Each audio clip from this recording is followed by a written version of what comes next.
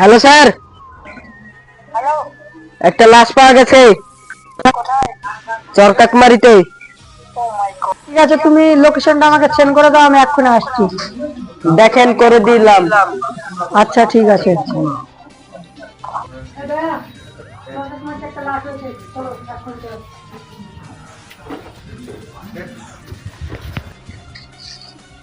ও মাই god, ভালো করে body check করো, জানো কিছু পাওয়া যায় কিনা দেখো।